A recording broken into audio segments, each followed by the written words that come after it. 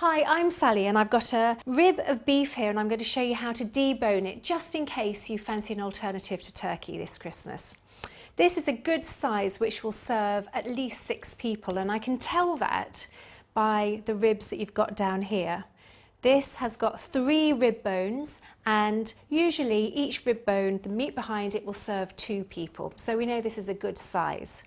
If I turn this over, what's really important here, even if you've never done it before, is that you take your time, you take it slowly, and you have a very sharp knife. That's why it's important that you go slowly.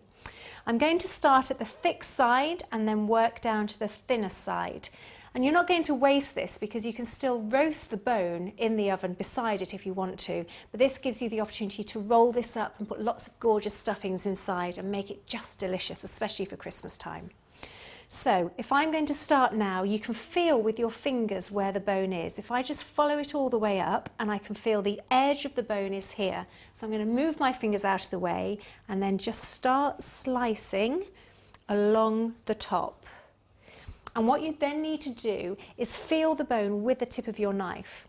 Make sure you use a really, really sharp knife, but also a slightly flexible one is good because it allows you to move along with the bone. Take it nice and steady, and I'm going to just keep feeling with my fingers where the bone is. Now just under here I can feel the lip of the bone where it starts to go down, so it's really important at this point that we don't want to waste any of the beef. So I'm going to use the tip of the knife and just go right close to the bone. If there's a little bit of meat left on, don't worry, because as I say, you can roast it or boil it up for stock.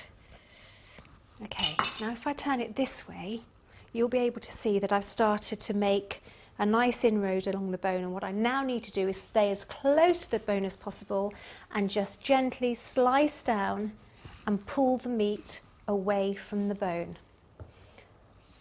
Steady and gently, and there are so many flavours you can add into this if you're doing a rolled rib of beef. This really is the king of joints. Now we're nearly down to the bottom. Just be careful that you're still not wasting any. This bit has actually fallen away sooner, so I'm going to use that as my little inroad there and make sure I've got all of this off. And it's as easy as that. Now there is a little bit of meat left on there, but again, that can be roasted alongside this. So that's all the bone taken off. Just make sure you haven't left any pieces. If you're adding stuffing, you can add that in, and then you're just going to roll this around, and you need to hold this in place. So before I start with the string, let me just move the knife out of the way. Now don't worry about doing butcher's knots or anything fancy. Just simply pull it all together nicely. You may have added a stuffing into the middle of yours, but I'm just doing a really simple roast rib of beef here. So that's 1. I think this probably needs 3 to hold it all together.